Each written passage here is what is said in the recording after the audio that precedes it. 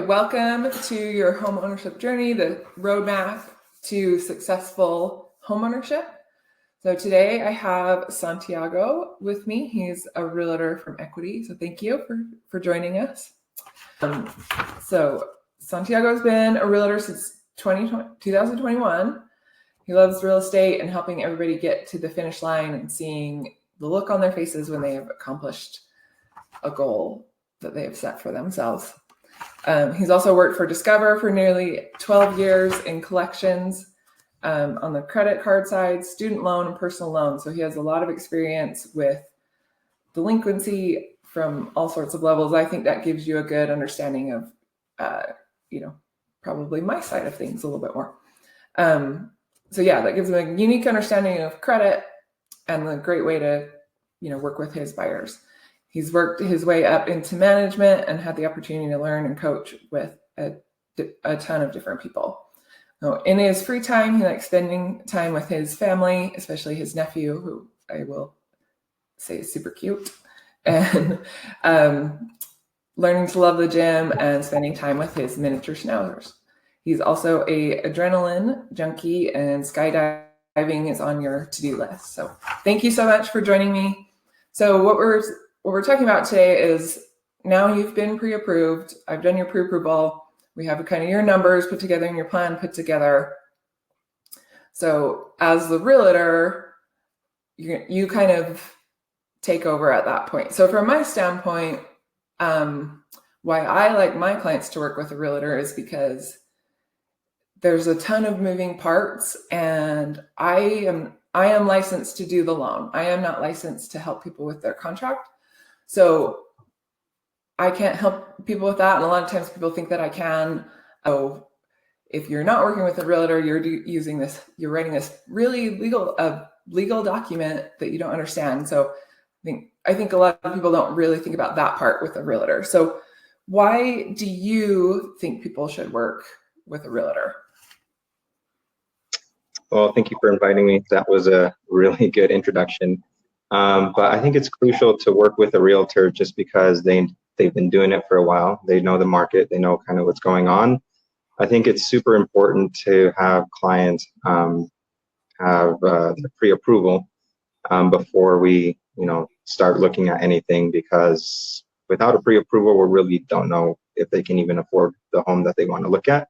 And so that is one of the first things I would say if anyone asks to look at a home, is to have a pre-approval.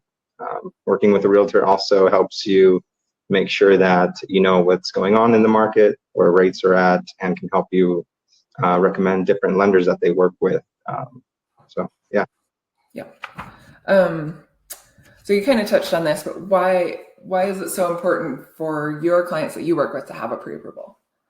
So I know you said a basics, but go into that a little bit more. Yeah, so I guess from the buyer standpoint, we can go, like I said, we can look at homes, but without knowing what we're actually approved for, we're just kind of looking, and most people will fall in love with the first home that they look at, that they really like, I should say. And then if they're not approved for that type of home, then they're kind of holding that home as the standard and want to get into something similar to that first home that they really like. So it's important to know what type of budget they have to look at those types of homes, and only those homes only. From a seller's standpoint, if you're opening up the doors to your home without knowing if the person is pre-approved or not, it's almost like I don't know if I would use the word inconvenience, but it would be more like, if they're not even approved, then why are they coming and looking at your home, or why are you letting them look at your home? Does that make sense? Yeah. The seller doesn't want to tie up their property with someone that can't buy their house. The answer, if you were a seller, you would want to know that your buyer was actually able to buy and, had done their due diligence on that part. So what do you feel like is one of your most important jobs as a realtor? How do you help your clients the most? There's a lot of things that go into that. I don't know if there's necessarily a main thing. I think the what I would say, in my opinion, is facilitating the transaction. As much stress as you can take off your client or my client, the better. Whether that's helping them coordinate, like meeting all their deadlines, making sure that the inspection is done on time, making sure that you can recommend different inspection companies, talking to them about home warranties, making sure you line them up with the correct lender that they're looking for. All those little things. It's not just about, showing homes and drawing up a contract and sending it in. There's a lot more that goes into that. Right. That's the easy part, right? Like the fun part. You look at the house and they get excited and you put your offer in. Like that's like the checking the box, and the easy part. Once your offer gets accepted, then we're all going to work. So I did want to touch on that. Once your offer is accepted, there's a lot of steps in the process where a lot of people are involved, right? So to me, one of your roles as the realtor, because you're kind of the in-between from all of us that are working with the buyer side to the seller side. So it's just making sure all those moving parts are coming together at the same time.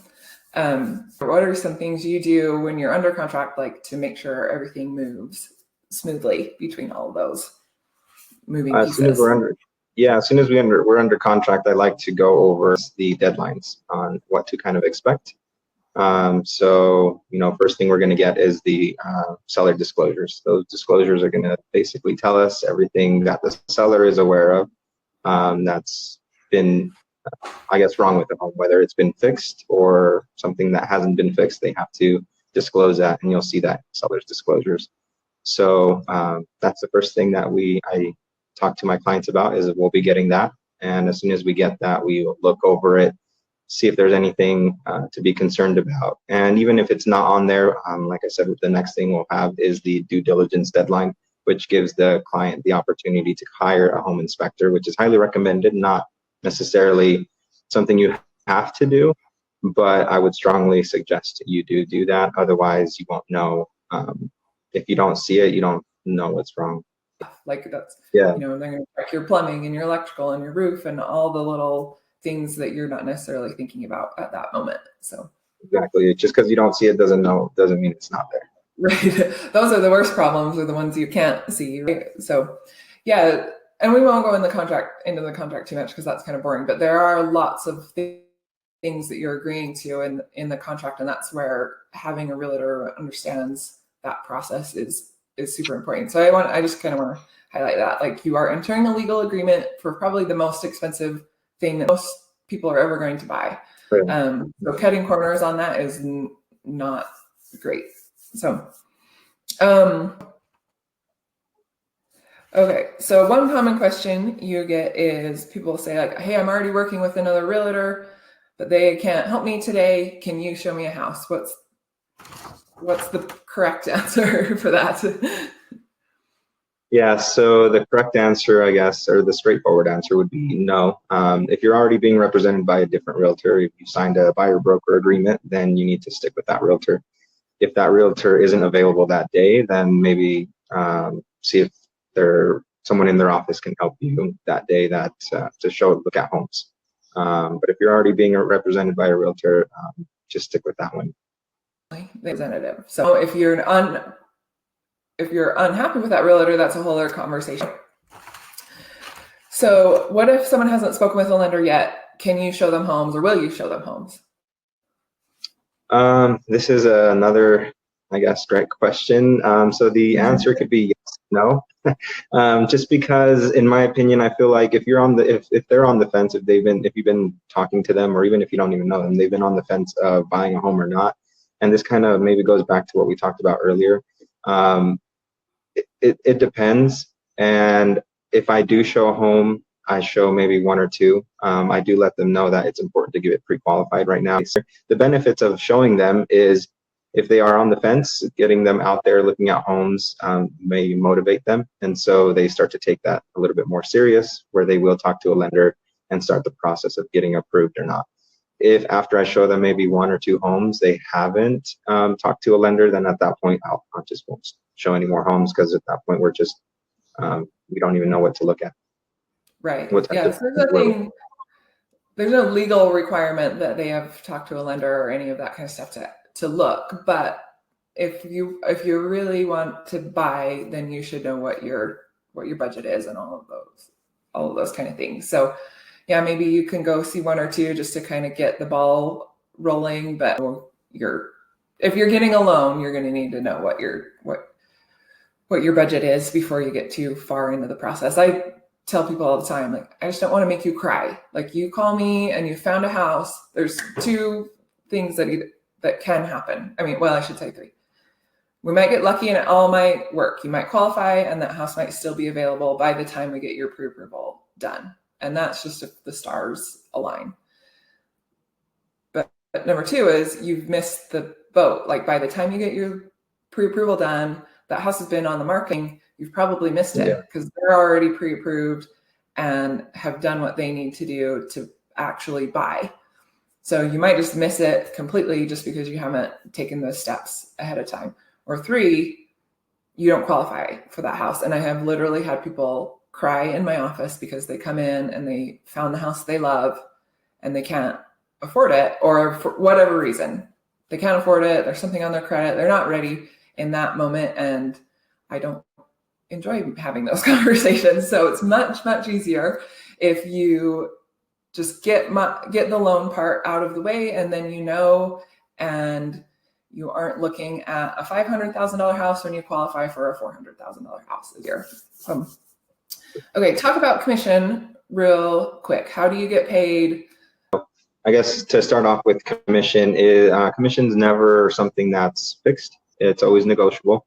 But the majority, or I don't even want to say the majority, but part of the commission comes from the seller. So the seller will offer a certain percentage, and that's where part of my commission comes from. And then the other part is whatever we agree to, or I agree with my clients. So it kind of comes on both sides. Yeah.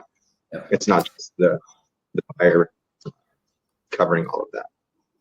Right. Okay. And it's not free, right? There's a lot of stuff in the news. Today is June 28th, 2024.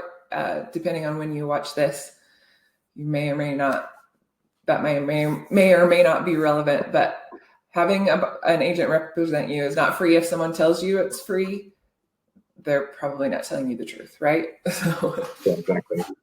Yeah. Okay, well, cool. Any final bits of advice you have for anybody watching? I would just say, whether you're working with me or Tara, then I would just say I would highly recommend that you use a lender or some sort of professional, whether it be Tara or myself. It's important you have a great team that's helping you, whether you're buying or selling, behind you. Doing it alone is a lot more difficult than people would imagine. Yeah, 100%. I agree. Okay. Thank you so much. Thank you.